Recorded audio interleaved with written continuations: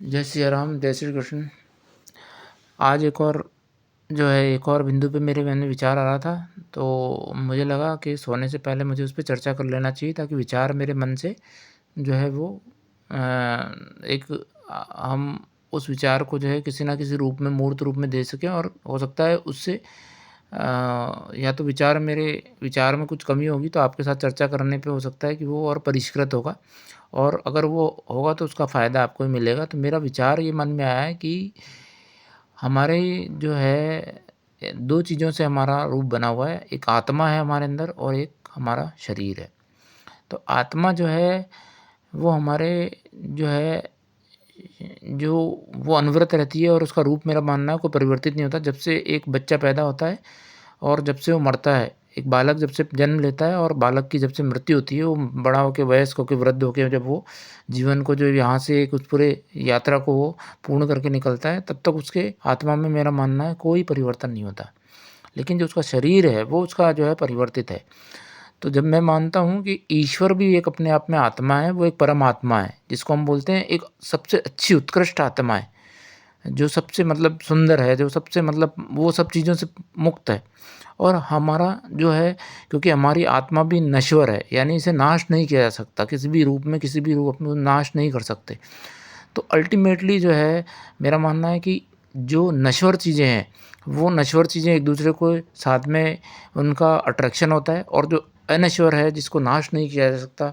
जो है वो उसी के ही समान दूसरी चीज़ के साथ में जो है उसका मिलन होता है या उसको आकर्षित करती है। जिसी तरह से जो पानी है वो अपने से समान चीज़ को ही घोलता है पानी अपने आप में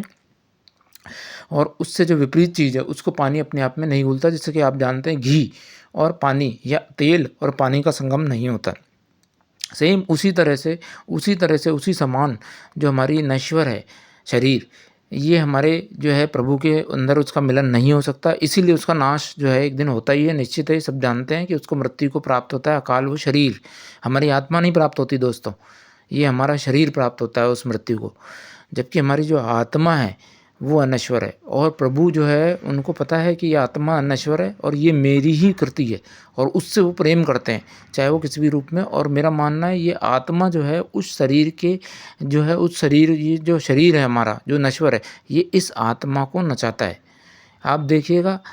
जो आपके अंदर जो जो मोह प्राप्त होता है, जो मोह आता है किसी चीज़ को, कोई कार को, कोई मोबाइल को या किसी व्यक्ति के प्रति जो मोह होता है वो आपके शरीर का मोह होता है, आपकी आत्मा का नहीं होता। लेकिन वो उस आत्मा को नचाता है। तो जो व्यक्ति इस आत्मा के द्वारा इस शरीर पर विजय प्राप्त कर लेता है, वो प्रभु में उसका मिलन निश्चित है, वो प्रभु को प्राप्त होगा, वो प्रभु की भक्ति में लीन हो जाएगा। तो जभी भी आप देखेंगे भक्ति का जब हम चर्चा करते हैं तो भक्ति वो मुद्रा है या वो अवस्था है, जिस समय आप अपने शरीर से ऊपर उठ जाएँगे, जिस समय आप प्रभु की उसमें आप लीन हो जाएँगे। मतलब आप यहाँ पर हैं इस धरा पर, आपका शरीर है, लेकिन आपको कोई सुध-बुध नहीं है, आपको कोई पता नहीं है, ना आप पे कोई किसी चीज़ का असर होगा। इसको मैं इस तरह से कहना चाहूँगा, इसको मैं समझा हूँ, जो मुझे समझ में आ रहा है वो इस तरह से आपको पता होगा कि मीराबाई जो थी, उनको जो है विष दिया गया और जो विष दिया गया उस समय आप देखिए उनके शरीर को विष दिया गया, उनकी आत्मा को कोई नहीं मार पाया और आप देखिए उन्होंने विष का पान किया, उन्हें कुछ भी असर नहीं हुआ। प्रहलाद जो थे, हम जानते हैं, ये जो हिरण्याकश्यप थे, प्रहलाद थे, जो उनके पिता थे, जो उन्होंने उसको होलिका के दहन में उनको बैठाया और जो होलिका ने उनको जलाने की कोशिश की, लेकिन क्योंकि उनकी आत्मा जो है वो प्रभु में लीन थी, वो इतनी ज़बरदस्त लीन थी कि प्रभु को खुद जो है उनको, क्योंकि जब आत्मा आपकी प्रभु में लीन हो जाएगी, मेरा दोस्तों मानना है, मेरे मित्रों मानना है, अगर आपकी आत्मा प्रभु में लीन हो गई तो आप ना कोई गलत काम करेंगे और ना आपसे कोई गलत काम होगा, क्योंकि शरीर आपको नचा नहीं पाएगा। तब शरीर आपके आत्मा पे काबू नहीं कर पाएगा, बल्कि आत्मा जो है वो सर्वोपरि रहेगी और शरीर को उसके अनुकूल कार्य करना पड़ेगा और ये आपको परमात्मा में विलीन कर देगा और आप बहुत चीज़ों से ऊपर उठ जाएँगे। आपको किसी भी चीज़ की इनकी प्राप्ति या इन सुख की आपको परवाह नहीं होगी और ये आपको ज़रूरत भी नहीं लगेगी, क्योंकि एक सामान्य मनुष्य को ज़रूरत होती है इसकी, एक आत्मा वाले मनुष्य को बिल्कुल ज़रूरत नहीं होती। तो धीरे-धीरे जब आपको ये ज्ञान होने लगा, मेरा मानना है, तो ये हालाँकि ये जो ज्ञान है, ये ये एक चक्र है जिसमें आप कभी शरीर की तरफ आकर्षित होंगे और कभी शरीर से फिर भी मुक्त होंगे। तो इस तरह से जो है, तो दोस्तों ये एक चर्चा मेरी आज ख़त्म होती है इस वाले पॉइंट पे कि ये आत्मा क्या है और आत्मा और शरीर का किस तरह से संबंध है